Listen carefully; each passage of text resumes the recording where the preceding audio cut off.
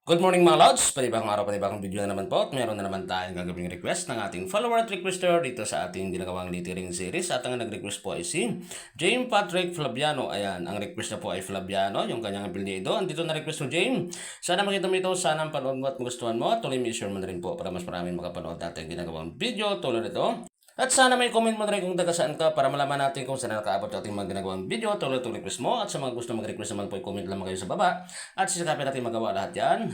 At sa mga nag-request naman po, ipakihintay lamang at pag-iibangan dito sa ating littering series. At malay po ninyo sa inyo na yung ating susunod na gawin. At hindi po imposible na magawa natin yan.